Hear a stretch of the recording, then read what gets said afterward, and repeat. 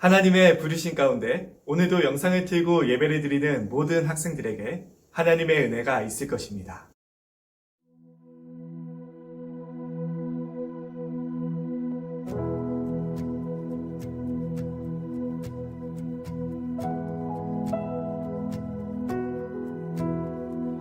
내 맘에 눈을 여소서, 내 맘에 눈을 열어 주 보게 하소서, 주 보게 하소서.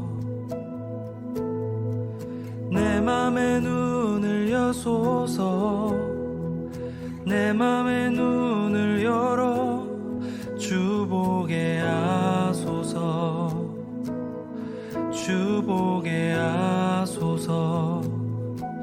주 이름 높이 들리고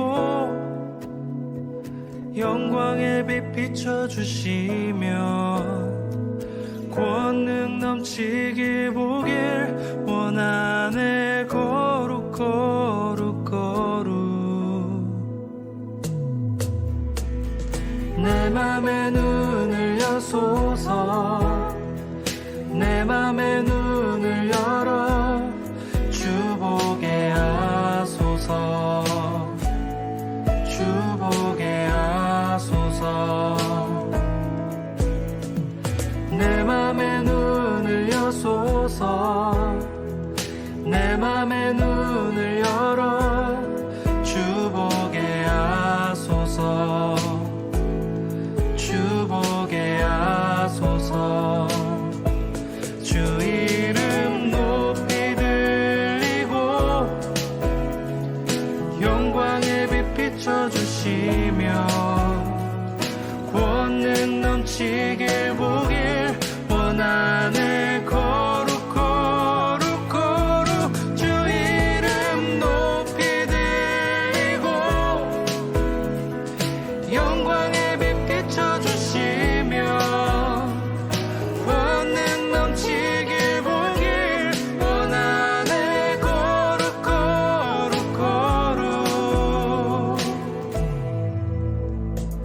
거룩 거룩 거룩. 거룩 거룩 거룩. 거룩 거룩 거룩. 주 보게 하소서. 거룩 거룩 거룩.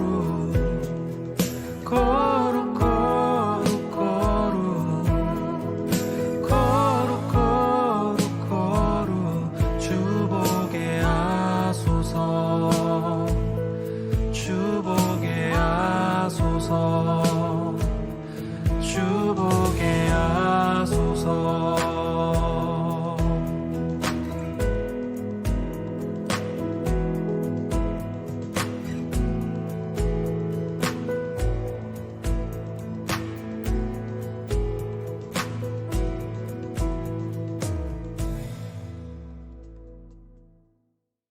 사도신경함으로 2021년 2월 28일 낙원교회 중고등부 주일 예배를 시작합니다. 전능하사 천지를 만드신 하나님 아버지를 내가 믿사오며 그 외아들 우리 주 예수 그리스도를 믿사오니 이는 성령으로 잉태하사 동정녀 마리아에게 나시고 본디오 빌라도에게 고난을 받으사 십자가에 못 박혀 죽으시고 장사한 지 사흘 만에 죽은 자 가운데서 다시 살아나시며 하늘에 오르사 전능하신 하나님 우편에 앉아 계시다가 저리로서 산자와 죽은 자를 심판하러 오시리라. 성령을 믿사오며 거룩한 공회와 성도가 서로 교통하는 것과 죄를 사하여 주시는 것과 몸이 다시 사는 것과 영원히 사는 것을 믿사옵나이다. 아멘. 제가 예배를 대표해 기도하겠습니다. 하나님 아버지, 우리 사랑하는 친구들과 함께 주일 예배 드리고자 합니다. 이 예배의 시간에 저희를 부르시고 저희에게 말씀하시고 하나님과 하나 되어 사랑의 관계 속에서 이 세상을 살아가게 하시는 하나님을 믿습니다. 우리 친구들과 함께 오늘 말씀을 듣고 하나님의 자녀로서 살지 못했던 한 주를 회개하고 또한 이제 앞으로 하나님 아버지 앞에서 힘없고 한 주를 하나님의 자녀로서 살아갈 수 있도록 저에게 힘을 더해주세요. 코로나로 인하여서 어려움을 겪고 있는 많은 이들이 있습니다. 또한 가정의 일들과 개인의 일들과 공동체 일들 가운데서 아픔을 겪는 많은 사람들이 있습니다. 하나님 위로해 주시고 사랑해 주시고 저희를 통하여서 하나님의 사랑이 그들에게 전해질 수 있도록 저희에게 힘을 더해 주세요. 함께 하심에 감사드립니다. 이 예배를 통해 영광 받으실 하나님을 찬양합니다. 예수 그리스도의 이름으로 간절히 기도합니다. 아멘.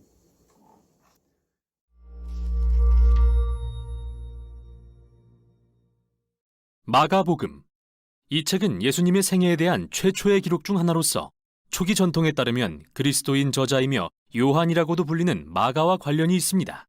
그는 바울의 동료이자 베드로의 가까운 동역자였는데 실제로 초대교회 교부였던 파피아스는 마가가 베드로가 보고 들은 기억을 모아 이 책을 기록했다고 말합니다. 그러나 마가는 들은 것들을 무작위로 갖다 붙인 게 아니라 신중하게 예수님의 이야기를 구성했습니다. 마가는 책의 서두에서 예수님에 대해 이렇게 선포합니다. 하나님의 아들 예수 그리스도의 복음의 시작이라. 흥미롭게도 마가는 오직 이 부분에서만 자기 생각을 밝히는데요. 책의 나머지 부분에서는 오로지 예수님의 행적과 말씀, 그리고 그분에 대한 사람들의 반응을 우리에게 보여주고자 하죠. 마가는 예수님의 이야기를 세 막의 드라마로 구성합니다. 1막의 배경은 갈릴리, 3막은 예루살렘, 그리고 2막은 갈릴리에서 예루살렘으로 가는 길에 예수님을 비추는데요. 각기 반복되는 주제에 초점을 맞춥니다.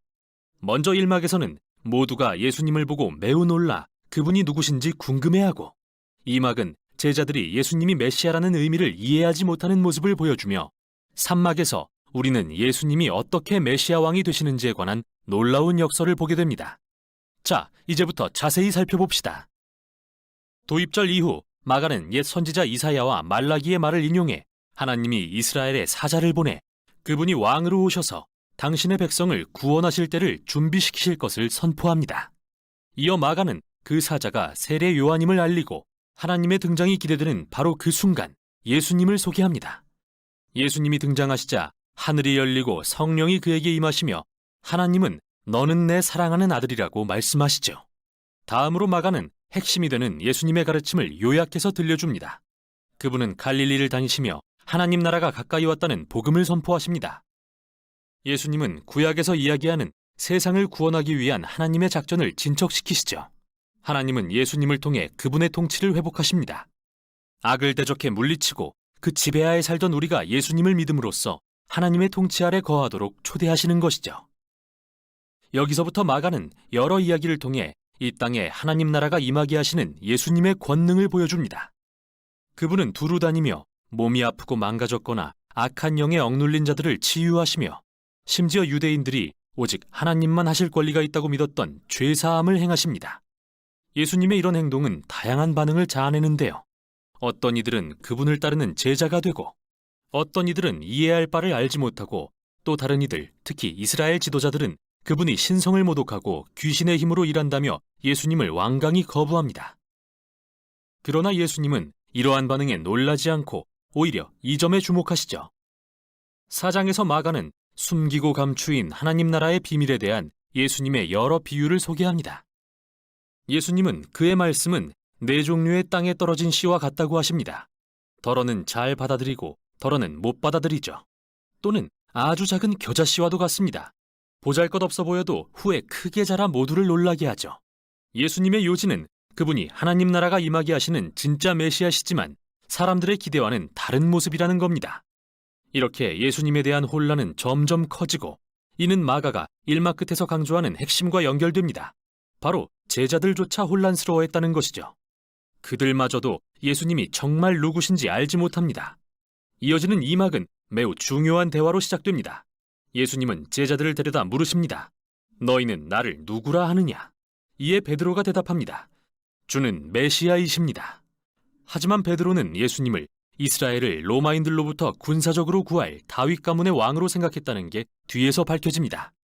그러나 예수님께 메시아란 이사야 53장에 묘사된 고난받는 종으로서 예루살렘에서 자신의 목숨을 버려 하나님의 통치가 임하게 하실 왕입니다. 제자들은 이 말을 이해하지 못합니다. 왕이신 예수님을 따르는 것은 명성과 지위와 권위를 의미한다고 믿는 그들에게 예수님은 그분을 따르는 것은 사실 죽는 것과 같다고 분명히 말씀하십니다. 마치 자기 십자가를 지듯 폭력과 교만과 이기심을 거부하고 남을 위해 자신의 생명을 버리는 섬김과 사랑의 행동이 바로 그것이죠. 예수님은 제자들과 두 번 더 같은 대화를 나누시는데 모두 인자가 온 것은 섬김을 받으려 함이 아니라 도리어 섬기려 하고 자기 목숨을 많은 사람의 대속물로 주려 함이니라는 중요한 말씀으로 끝이 납니다.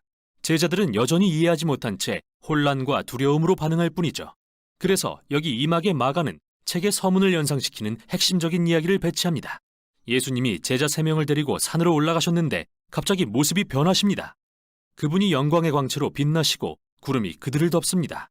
마치 오래전 시내산에서 드러내신 이스라엘의 하나님의 영광을 보는 것 같은데요.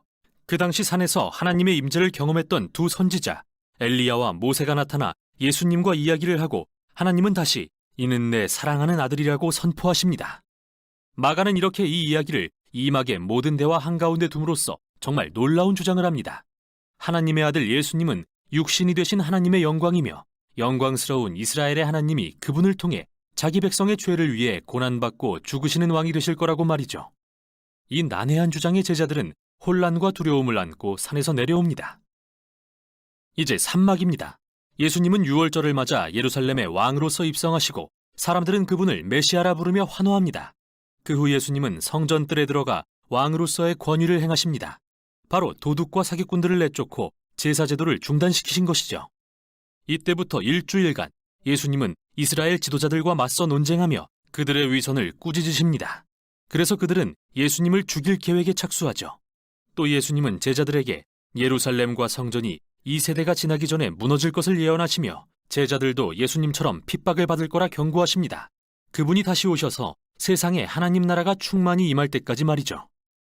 이제 장면은 마지막 밤으로 향합니다. 예수님이 제자들과 가지시는 마지막 유월절 만찬. 이 상징적인 식사는 이스라엘이 유월절 어린 양의 죽음을 통해 노예에서 해방된 이야기를 들려주는데요. 예수님은 이러한 상징들에 새로운 의미를 부여하십니다. 고난받는 종 되신 메시아의 죽음을 통해 죄와 사망으로부터의 해방이 있을 거라고 말이죠. 여기서부터 이야기는 빠르게 예수님의 체포와 이스라엘 제사장들 및 로마 총독 빌라도 앞에서의 재판을 거쳐 십자가 처형으로 향합니다. 그리고 이 모든 것은 1막과 2막의 주요 장면들과 연결되는 한 핵심 장면에서 정점에 이릅니다.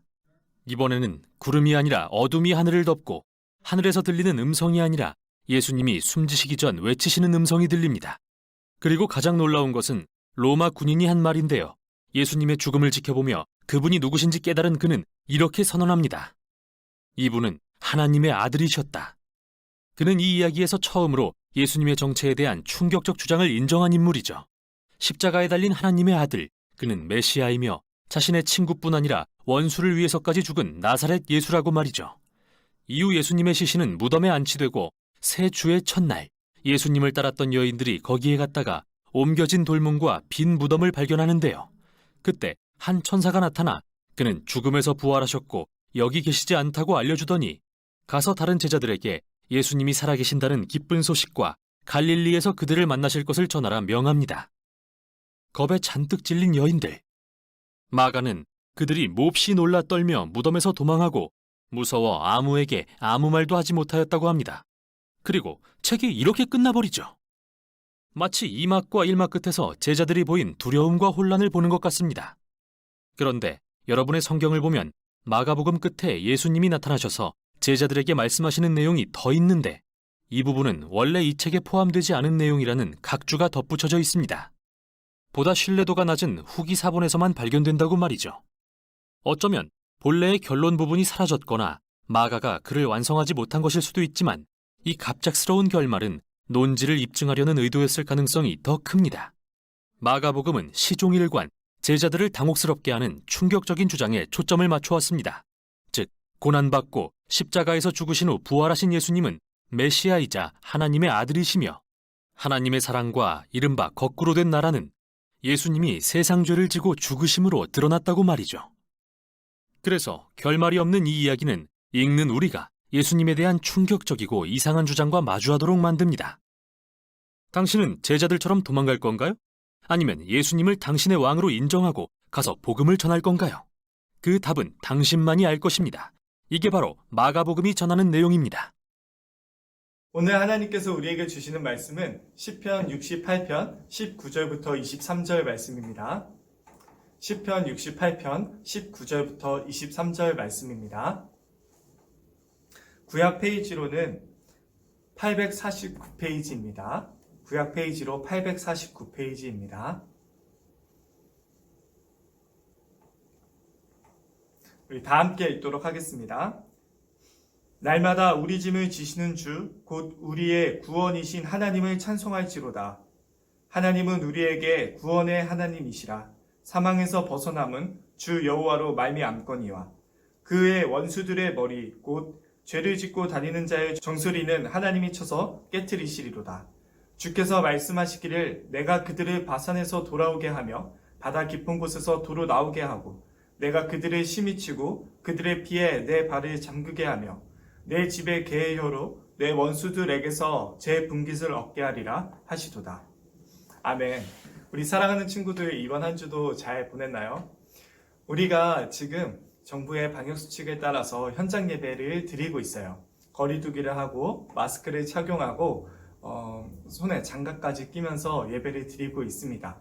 우리 사랑하는 친구들, 좀 어려운 시기고 우리가 조심해야 될 시기인 만큼 우리가 조심스럽게 현장 예배도 드리고 있으니까요. 우리 친구들 다 함께 교회 나와서 예배 드리면 참 좋을 것 같아요. 물론 영상을 틀고 어려운 상황 가운데서도 믿음을 지키는 우리 사랑하는 친구들도 참 귀합니다. 우리 이 시간 말씀을 나누도록 할 텐데요. 오늘 말씀의 제목은 내 짐 나에게 줄래? 라는 제목으로 함께 나눠보고자 해요. 제가 어느 날 길을 걷고 있었어요. 아침에 길을 가는데 귀여운 초등학생들이 학교를 등교하고 있는 거예요. 혼자 가는 아이도 있고 엄마나 할머니와 함께 손을 잡고 등교하는 아이들도 있더라고요. 등교하는 모습을 보니까요, 차이점이 있었는데 그 차이점은 바로 책가방을 누가 들고 있는지였어요. 그러니까 부모님과 함께 가는 친구들은 책가방이 자기 등에 있지 않고 부모님 등에 있더라고요.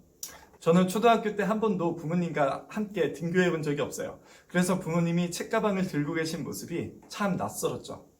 책가방을 들어주신다는 게 너무나도 신기했어요.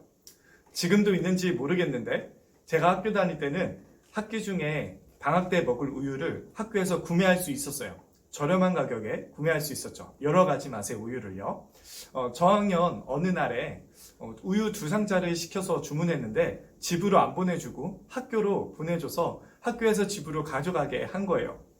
그래서 200ml짜리 우유가 20팩 들어있는 2상자를 어린 제가 양손에 가득 들고 집에 간 적이 있었어요. 원래는 20분 걸리는 거리였는데 1시간 동안 집에 갔던 게 생각나요. 손은 너무 빨개져서 잠깐 들고 갔다가 멈추고 잠깐 들고 갔다가 멈췄던 그러한 일들이 생각나네요. 그 짐이 얼마나 저에겐 무거웠는지 몰라요. 이건 단순한 예이지만 오늘 말씀은요, 무겁고 힘든 우리의 짐들을 대신 들어주시는 부모님과 같이 하나님께서 우리의 무거운 짐들을 대신 져주시는 분이라고 말하고 있어요. 우리 19절과 20절을 한번 함께 읽어볼까요? 날마다 우리 짐을 지시는 주, 곧 우리의 구원이신 하나님을 찬송할지로다. 하나님은 우리에게 구원의 하나님이시라. 사망에서 벗어남은 주 여호와로 말미암거니와. 여기 보면은 우리의 짐을 들어주시는 하나님이 언제 우리의 짐을 들어주신다고 하고 있죠? 날마다 매일매일 들어주신다고 하고 있어요. 시편은 시로 된 모음집인데 오늘 시인 다윗은 하나님께서 우리의 짐을 들어주시니 참 감사하다고 이야기하고 있는 거죠. 우리 친구들의 짐은 무엇인가요? 우리 모두는 다 짐을 지고 있어요. 우리 친구들, 여러분의 어깨를 짓누르고 팔과 다리를 아프게 하는 짐은 어떤 것이 있나요? 대부분의 친구들은 아마도 학원 스케줄과 공부가 나를 가장 힘들게 하는 짐이라고 말할 거예요. 어떤 친구들은 부모님과 함께 있는 자유 없어 보이는 그 시간이, 내가 원하는 것을 마음대로 못하는 그 시간이 나에겐 짐이라고 할 수도 있고요.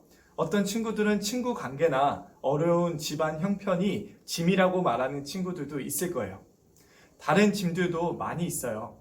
사람이 겪는 대부분의 고통과 짐은 사람끼리 서로 미워하거나 다양한 상황과 방법으로 상처 주기 때문이에요. 이것도 우리의 짐이 될 수 있겠죠. 그리고 몸이 아파서 병원에 갔는데 병원에서도 회복시킬 수 없는 병에 걸렸거나 정신병에 걸려서 돈을 벌 수도 없고 병원비를 낼 수도 없는 상황. 그런 것도 다 짐이에요. 언젠가는 우리 부모님이 돌아가시는데 이것을 우리가 막을 수 없고 부모님을 보내드린 나도 결국에는 죽음을 맞이하는 것. 이것도 우리의 어떻게 해볼 수 없는 짐인 거죠. 그런데 여기서 성경은 아주 재미있는 이야기를 하고 있어요.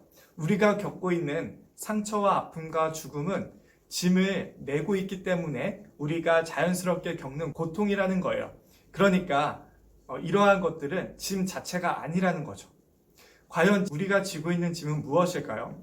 성경은 이러한 무서운 결과들이 우리에게 찾아오는 이유가 바로 죄의 짐을 지고 있기 때문이라고 말하고 있어요. 그리고 성경이 말하는 죽음은 사람이 살다가 한 번 죽는 그 죽음뿐만이 아니라 죽음 이후에 영원한 죽음을 말하고 있어요. 이제는 하나님으로부터 오는 어떠한 작은 행복도 누릴 수 없는 그러한 상태를 말하는 거죠. 사람을 힘들게 하는 짐이 많지만 가장 감당하기 힘든 짐은 죽음 이후의 죽음, 그리고 모든 자유를 빼앗긴 상태를 만드는 죄의 짐이라는 거예요. 많은 사람들은요, 죄가 단순히 상식을 벗어난 행동이거나 대한민국의 법을 지키지 않는 것이라고 생각해요. 그러나 죄는 먼저 이 세상을 만드신 하나님의 질서를 어긴 것에서 시작되었어요. 하나님께서 세우신 질서를 깨트릴 때 죄의 짐이 우리의 어깨를 짓누르고 죽음과 고통이 시작된다고 하나님께서 경고하셨죠. 인류의 첫 조상이자 인류의 첫 대표인 아담이 먹은 선과 악을 알게 하는 나무 열매, 선악과를 먹은 것은 바로 하나님께서 정해놓으신 질서를 깨트리는 거였어요. 우리 친구들 생각해 보세요. 집안에도 규칙이 있고 우리가 살아가는 이 세상에도 규칙이 있는데 그 규칙과 질서를 깨는 사람은 어떠한 일들을 만들어내죠? 우리에게 불행하고 슬픈 이야기를 만들어내는 것과 같은 거죠. 그러니 한 사람이요, 아무리 행복하게 지금 이 땅에서 살고 있을지라도 그 사람에게 정해진 건 뭐가 있는 거죠? 죄의 짐으로 말미암아 병과 아픔, 죽음, 그리고 영원한 어둠과 억울함이 그 사람에게 있게 된 거죠. 그러나 우리의 이야기는 여기서 끝나지 않아요. 하나님은 우리를 사랑하셔서 우리 짐을 대신 져주시는 분이라는 거예요. 그래서 하나님께서 우리에게 가장 먼저 해결해 주시기 원하셨던 것은 죄와 죽음이라는 짐이었던 거죠. 하나님은 예수님을 통해서 우리의 모든 짐을 다 맡기도록 하셨어요. 예수님께서 우리의 모든 짐인 죄를 다 지시고 다 메시고 십자가에서 죽으신 것을 받아들이는 것. 이것이 바로 하나님께서 우리의 짐을 대신 지어주시는 방법이에요.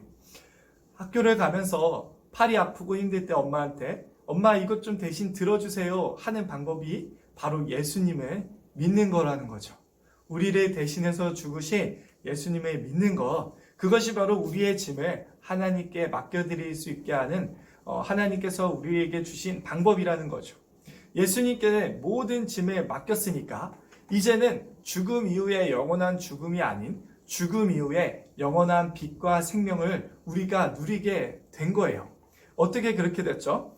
예수님이 십자가에서 죽으심으로 하나님과 우리의 관계가 아버지와 자녀의 관계가 되었어요. 그리고 영원한 생명을 주시는 하나님께서 우리의 아버지가 되셔서 하나님으로부터 오는 모든 생명과 빛을 우리가 받게 된 거죠. 바로 이것이 날마다 우리의 짐을 지어주시는 하나님에 관한 이야기인 거예요. 우리 친구들은 예수님을 믿고 있나요? 우리의 죄와 죽음뿐만 아니라 우리의 고통과 우리의 슬픔과 이제는 아빠 잃어버린 자녀들 같이 떠돌아다니고 불행이 찾아올 때 어떻게 해야 될지 모르는 우리의 상태 가운데 그런 상태를 해결하시기 위해 오신 예수님을 우리의 구원자로 받아들이고 있나요? 많은 사람들이요, 예수님을 믿는다는 것을 오해할 때가 있어요. 아, 나 예수님 믿어. 안다고 다 알아. 예수님을 믿는다는 것은요, 단지 생각으로 알아. 이렇게 이야기하는 게 아니에요. 내가 하고 싶은 대로 다 하고 하나님이 정해놓으신 질서에 신경 쓰지 않고 하나님 말씀을 생각하지도 않고 내 마음대로 다 살아가면서 나 예수님 믿어 라고 이야기하는 건 예수님을 믿는 게 아니라고 하나님께서 알려주셨어요. 예수님을 믿는다는 것은요, 나를 살리시기 위해 죽으신 것을 믿고 나의 짐을 대신 메시기 위해 죽으신 것을 믿고 이제는 우리가 예수님의 말씀에 따라서 살기로 결심하는 것을 의미해요. 예수님의 말씀에 따라서 사는 것은 무엇일까요? 예수님이 우리의 죄와 연약함을 지신 것처럼 이제는 예수님의 말씀에 따라 우리도 다른 사람의 죄와 연약함을 용서하고 사랑하면서 살아가기로 결정하는 것이 바로 예수님을 믿는다는 의미인 거죠. 여기까지가 우리의 모든 죄의 짐을 예수님께 맡기는 거라고 할 수 있는 거예요. 내 영원한 생명을 위해 예수님을 이용하는 게 아니라 내가 편할 때 막 지내놓고서 이제는 필요할 때만 예수님을 찾는 게 아니라 이제는 감사해서 나를 위해 대신 죽으신 예수님을 사랑해서 예수님의 말씀에 따라서 살아가는 거죠. 예수님은요, 우리에게 이렇게 말씀하셨어요.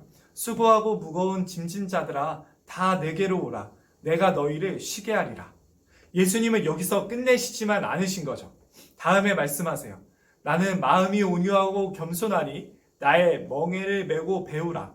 그리하면 너희의 마음이 쉼을 얻으리니 이는 내 멍에는 쉽고 내 짐은 가벼움이라 하시니라. 이 말씀이 무슨 말씀이에요? 우리가 이제 예수님께 짐을 다 맡기고 우리는 예수님의 멍에를 맨다는 거예요. 멍에는요, 주인이 밭을 갈 때 소를 인도하는 기구를 말하는 거죠. 예수님의 멍에는 소가 주인의 인도를 따라가듯이 우리가 예수님의 말씀에 따라갈 때 주시는 행복과 기쁨과 생명의 결과를 우리에게 약속하는 거예요. 그러니까 우리가 예수님께 짐을 맡긴다는 것은 이제는 예수님께서 말씀하신 그 말씀대로 살아간다는 것을 의미하는 거죠. 예수님을 따라서 살아갈 때요, 죄뿐만이 아니라요, 우리 친구들의 모든 삶을 날마다 져주시는 하나님을 경험한다고 오늘 말씀은 말하고 있는 거예요. 우리 친구들의 아주 세밀하고 우리 친구들의 아주 작은 고민들까지 하나님께서 이제는 신경 쓰시고 다 돌보시고 함께 하신다고 약속하시는 거죠. 그래서 우리는 걱정하지 않고 조금 못하고 조금 답답하고 조금 안 된다고 해서 좌절하지 않고 그 자리에서 하나님의 말씀을 순종하면서 오늘도 지내는 거예요. 그때 바로 하나님께서 우리의 짐을 대신 져주시는 일들을 경험시켜 주신다고 오늘 말씀하신 거죠. 우리 사랑하는 친구들, 날마다 여러분의 짐을 져주시는 하나님을 경험하시길 축복합니다. 기도하겠습니다. 하나님 아버지, 우리 사랑하는 친구들과 함께 말씀을 나누었습니다. 하나님께서는 우리에게 이렇게 말씀하십니다. 내 짐 나에게 줄래.